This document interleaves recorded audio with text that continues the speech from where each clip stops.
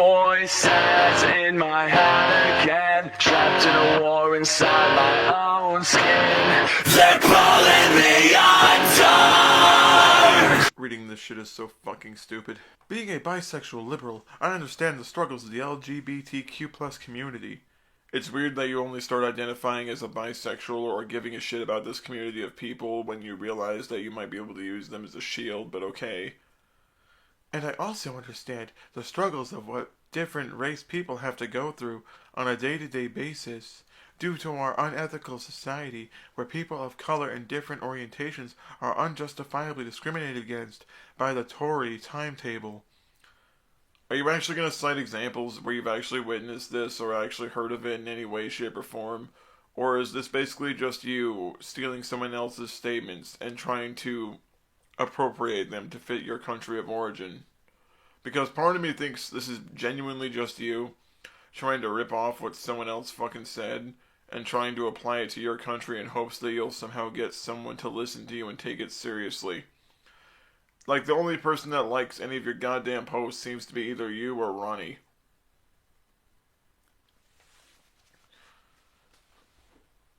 I am a sufferer of bigotry at the hands of Tories. Tories have been helping society discriminate against people like me, who just happen to be on the spectrum. I don't think it's because you're on the autism spectrum. I think it's because if your online behavior and your behavior outside of the internet are any indication as to your character, then you sound like the kind of dumb twat that goes around antagonizing people and then being mad when the antagonism ends up biting you royally in the ass. I genuinely believe that everything that you go through is most likely the direct result of you behaving poorly and people not liking it. Since you seem to rely an awful lot on the autism crutch whenever you feel like you're getting ridiculed justifiably for shit that you've said or done to people, that's particularly fucked up.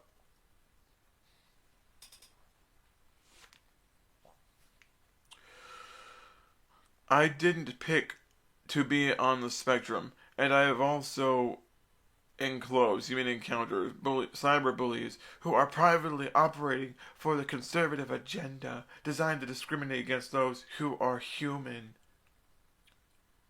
Can you do me a favor and stop stealing ideas and statements by another person that's even crazier than your sorry fucking ass? Seriously, stop relying on people that are even less sane than you to come up with your slogans and mottos, because it really doesn't help you appear very intelligent when you are automatically relying on the words and slogans of someone who's a diagnosed schizophrenic. No. People dislike you not because you're bisexual, liberal, or autistic. They dislike you because you act fucking shitty, and then you use all three of those things as an excuse as to why people can't say things because of your behavior. Another thing, it's not being human to be a fucking nonce. I don't get why it is that you can justify being a nonce to people and openly laugh about those who are victims of SA, but when people tell you to shut your fucking yap because you're constantly trying to belittle their experiences, you run to Team YouTube and cry to Mommy Susan because you know you can't defend any of your actions at all. Nothing you can do will ever be justifiable because everything you've done has been you being a nasty little twat and then demanding people to deal with it. And when they don't, because they don't fucking have to, you sit there and scream and whine like you're being targeted for no reason. You're being, quote, bullied because you decide to act shitty to people and give people negative... I guess you have nothing but negative interactions with people unless they agree with you on practically everything. That's the reason you and Joseph Sneed get along so well, is because he basically parrots back things that you'd want to hear.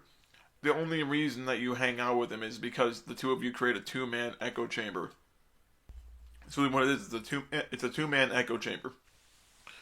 You guys, he strokes you, you stroke him. It's a little stroke circle, and then once all is said and done, you sit there and tell yourselves you did a good job, then you cry and throw a fit if people meet you with anything other than praise.